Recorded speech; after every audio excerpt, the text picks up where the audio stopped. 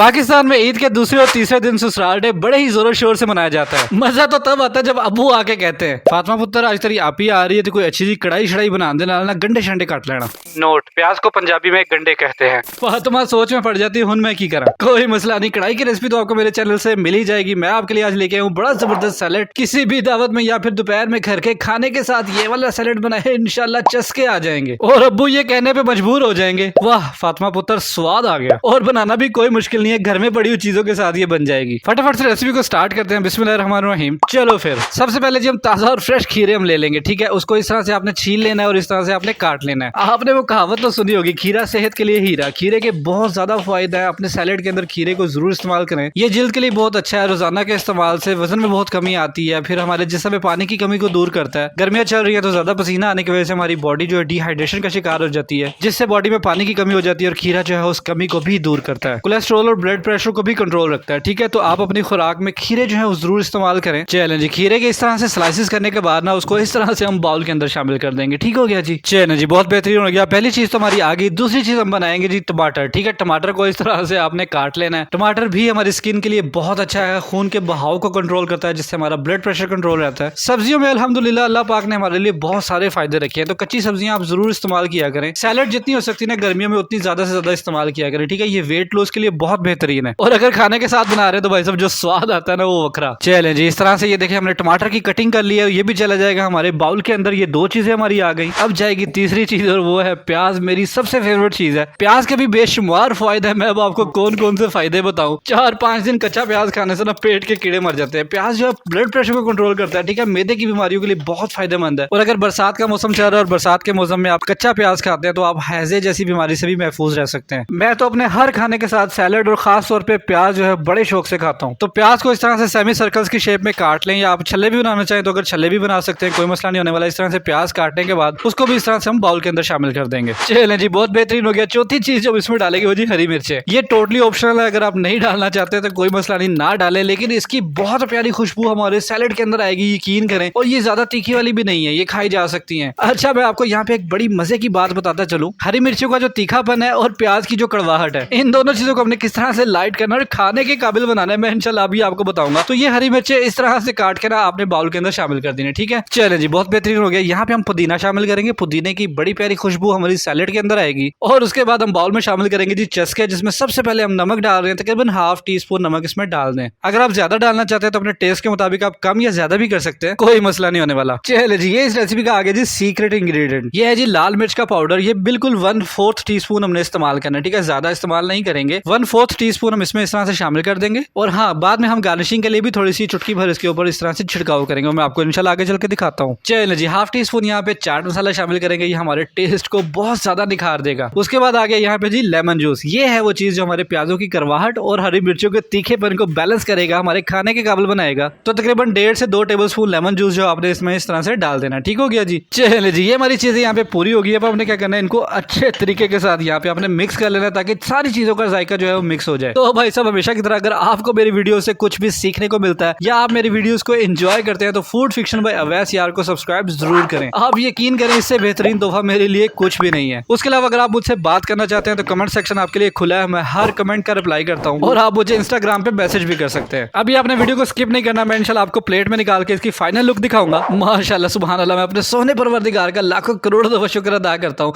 कि इतने मजेदार, उतने यम्मी यम्मी खाने उसने हमारे नसीब में किए। यकीनन ये वीडियो देख के आपके मुंह में पानी आ रहा होगा। गर्मियों में दोपहर के खाने के साथ ये वाली सैलेड को जरूर इस्तेमाल करें। इंशाल्लाह जो एक दफा खाएगा वो बार बार मांगेगा। तो कैसे लगी आपको मेरी आज की बहुत ही जबरदस्ती और आसान सी फ्रेश सैलेड की रेसिपी? मुझे आपने कमेंट सेक्शन में जरूर बताना है। मैं आपके कमेंट्स का बहुत ही बेसब्री से इंतजार करता हूँ। मैं मिलूंगा इंशाल्लाह आपसे अगली एक और किसी बहुत ही जबरदस्त सी रेसिपी वीडियो के साथ। तब तक के लिए मुझे दुआ में जरूर याद रखिएगा और मेरा इंतजार कीजिएगा। अल्लाह हाफिज।